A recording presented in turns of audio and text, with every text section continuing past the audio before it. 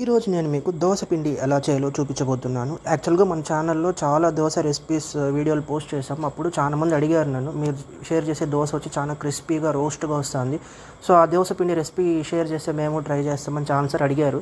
So, మీకోసమే ఈ దోస పిండి రెసిపీ చాలా ఈజీ అనమాట. ముందుగా ఒక పెద్ద గిన్నెలో ఫుల్‌గా ఉప్పు నీళ్ళు పట్టుకోండి. అందులోకి 4 గ్లాసులు సోనా మసూరి బియ్యము, 2 స్పూన్ల మెంతులు, 1 గ్లాస్ ఉద్దిపప్పు, 1 గ్లాస్ ఇడ్లీ బియ్యం వేసి 4-5 సార్లు నీట్‌గా కడుక్కోండి. కడిగితే ఆ దుమ్మంతా పైకి వచ్చేస్తుంది. సో, ఆ వచ్చిన దుమ్ము నీళ్ళని వచ్చి నీట్‌గా వడగట్టేయండి.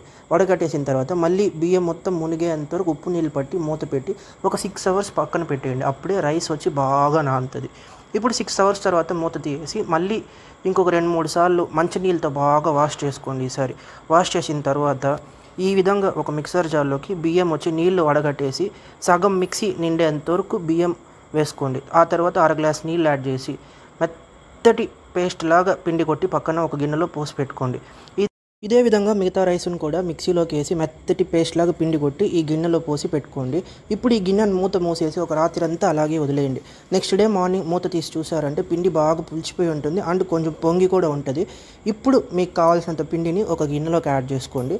యాడ్ చేసుకొని కొద్దిగా ఇడ్లీ సోడా, కొద్దిగా ఉప్పు, ఒక 1/2 గ్లాస్ నీళ్ళు లేదా మీకు కావాల్సినంత నీళ్ళు యాడ్ చేసుకొని బాగా కలుపుకున్నారంటే మన దోస పిండి తయారు. ఇప్పుడు స్టవ్ ఆన్ చేసుకొని ఒక దోస పెనం పెట్టుకొని ఆ పెనం కొద్దిగా హీట్ అయిన తర్వాత ఈ దోస పిండితో దోశలు వేసుకున్నారంటే ప్రతిసారి రోస్ట్గా క్రిస్పీగా వస్తాయి దోశలు. ఈ దోశల్ని మీరు పల్లీ చట్నీలతో కానీ నంచుకొని తిన్నారంటే టేస్ట్ అద్దిరిపోద్ది. మీరు ఈ దోస పిండితో దోశలు వేసుకొని టేస్ట్ ఎలా వచ్చిందో కమెంట్ చేయండి.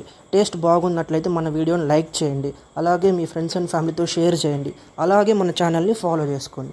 ఈ వీడియోకి 1000 లైక్స్ గుద్దేయండి. ఇలాగే మంచి మంచి రెసిపీలతో మళ్ళీ మీ ముందుకు వస్తాను. Until then tata bye, see you soon. మీ తేజేష్ కిచెన్.